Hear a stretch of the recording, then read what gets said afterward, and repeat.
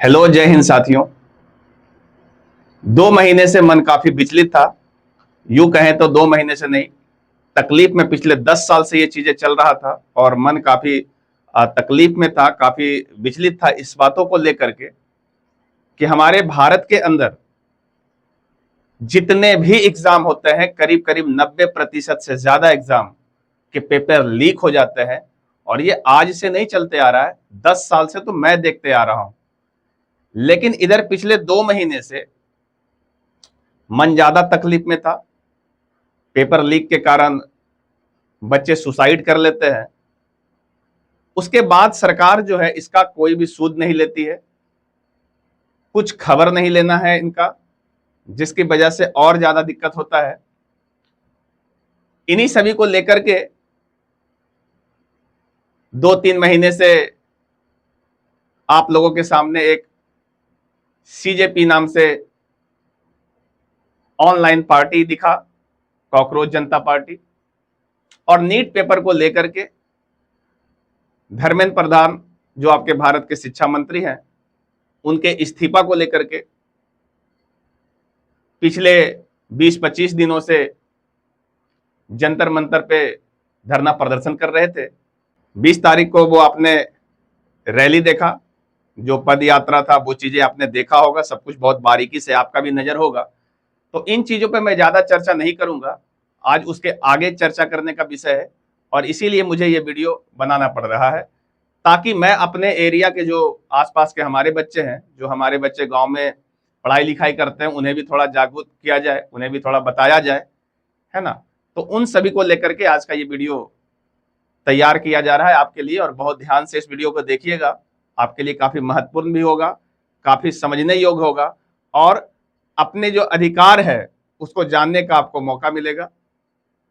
मेरे पीछे आप बैकग्राउंड में देख रहे होंगे, ये बाबा भीमराव अंबेडकर कि ये प्रति यहाँ पे जो चित्र दिख रहा होगा, ये आप हमेशा ही देखते आए होंगे, और इनके हाथ में जो है एक किताब इस तरीके से दिख रहा होगा।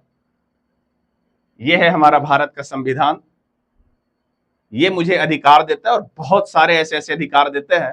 उन अधिकारों के बारे में जानना हम सभी का राइट है और उसका उपयोग करना राइट है।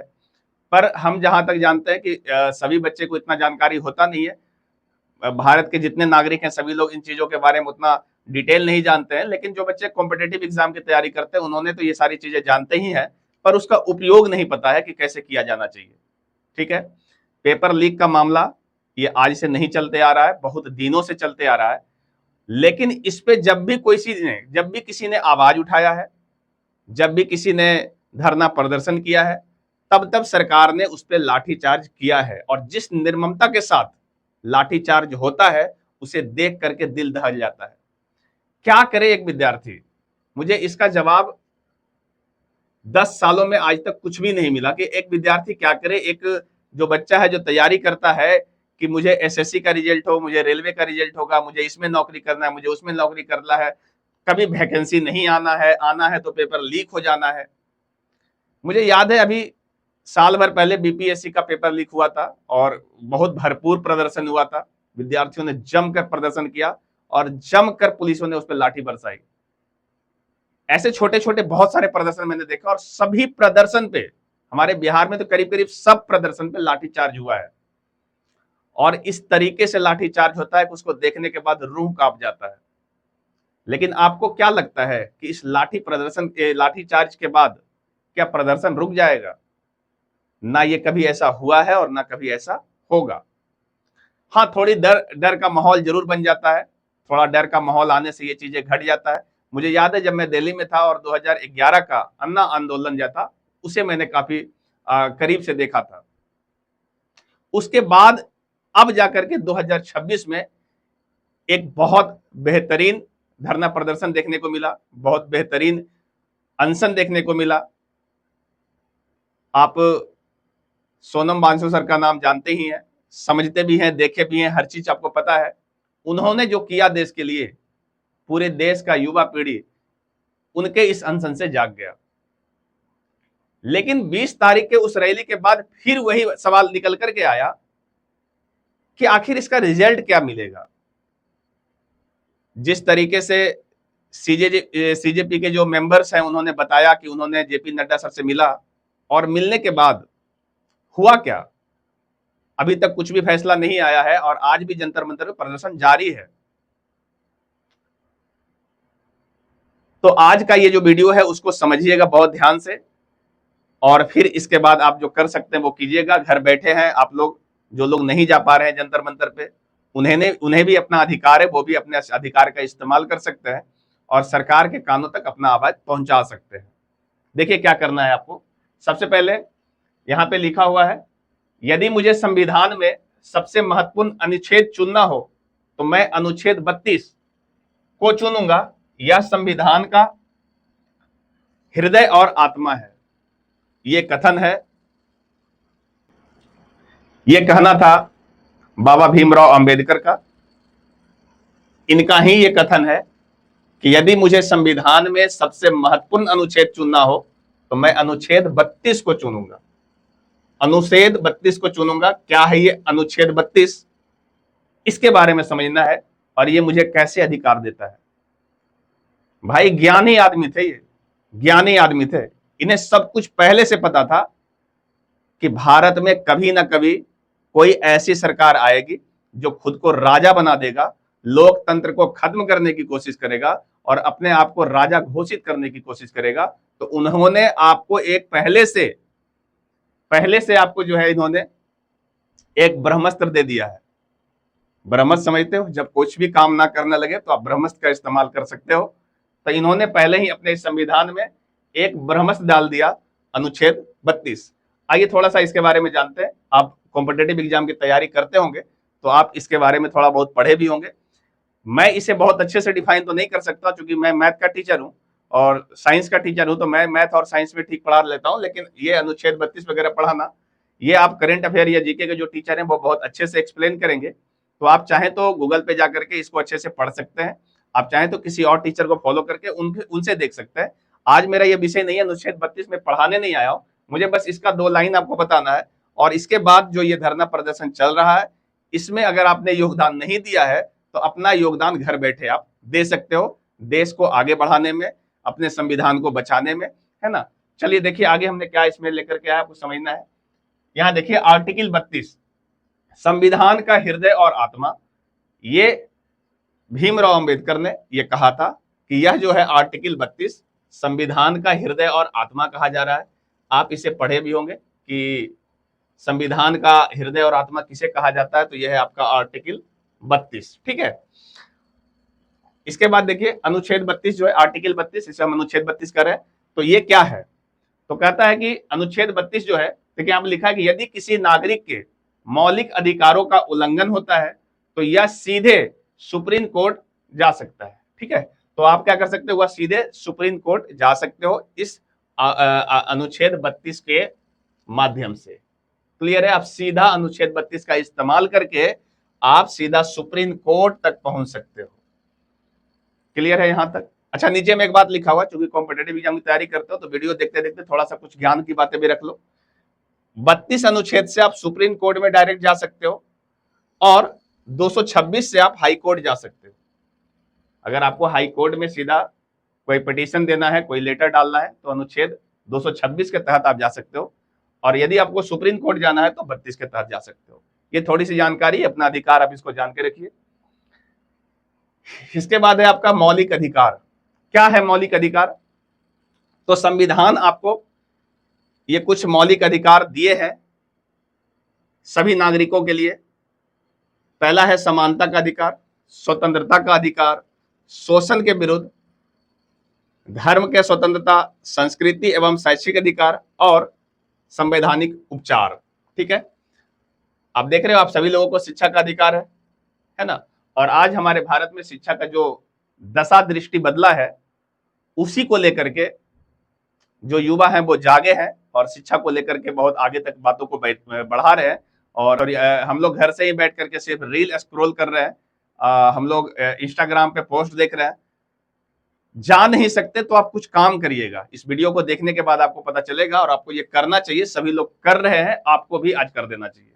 ठीक है, यहां पे देखिए एक है संवैधानिक उपचार। जब जब आपका लोकतंत्र के अंतर्गत कुछ बीमार लोग हो जाए तो उसका उपचार करना जरूरी है, और यही जो आपका उपचार जो है वो आपका आर्टिकल 32 करता है। ठीक है, जब आप आर्टिकल 32 के तहत सुप्रीम कोर्ट में अपना एक लेटर डालते हैं, इसको आप ऐसे समझिए कि एक कंप्लेंट डालते हैं, जैसे आप आवेदन डालते हैं उस तरीके से एज ए लेटर आवेदन शिकायत जब किया जाता है, तो जो हमारी सुप्रीम कोर्ट होती है वो अनुच्छेद 32 के तहत सर्वोच्च न्यायालय और 1926 के तहत उच्च न्यायालय 5 प्रकार की रिट जारी करता है। ये 5 प्रकार का रिट है जो अनुच्छेद 32 के तहत सुप्रीम कोर्ट लेके आता है, और 226 के तहत जो है उच्च न्यायालय जो है वो लेकर के आता है। जानते हो कि 2 तरह का न्यायालय, एक आपका उच्च न्यायालय और एक सर्वोच्च न्यायालय। तो 226 के तहत उच्च न्यायालय और 32 के तहत सर्वोच्च न्यायालय ये लेकर के जारी करता है, 5 रिट जारी करता है। वो 5 रिट हमने यहाँ पे लिखा है, मुझे इसको पढ़ाना नहीं है, इसको पढ़ाने के लिए बहुत अच्छे से टीचर है, वो पढ़ाएंगे आपको। आपको जानना हो तो उन टीचर को फॉलो करिएगा, मेरा आज ये काम नहीं था, बस मैंने जानकारी के लिए यहाँ पे लिख दिया, जिसे जानना होगा देख लीजिएगा, है ना।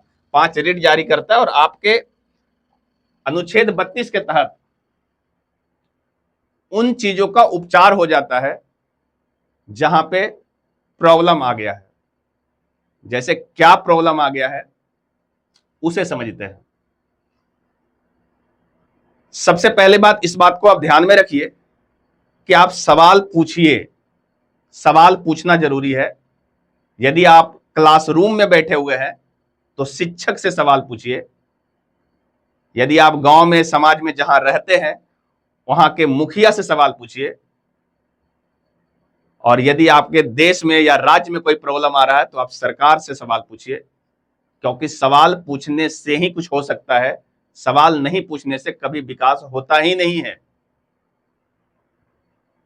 क्लासरूम से मैं ये महसूस करता हूं कि जो बच्चे सवाल पूछते हैं वो बच्चे धीरे धीरे आगे बढ़ते चले जाते हैं और उनका नॉलेज डेवलप हो जाता है। गांव में यदि आप जागरूक नागरिक हैं तो गांव के विकास को लेकर के गांव के सरपंच और मुखिया से सवाल कीजिए। मैं जानता हूं कि आप जब करेंगे तो उसका ज्यादा इफेक्ट नहीं पड़ता है, उसके पीछे यही तो वजह है कि हमारा मौलिक अधिकार का हनन होना शुरू हो गया है और आपके शिकायत के बाद भी कुछ नहीं हो रहा है, लेकिन फिर भी सवाल पूछिए।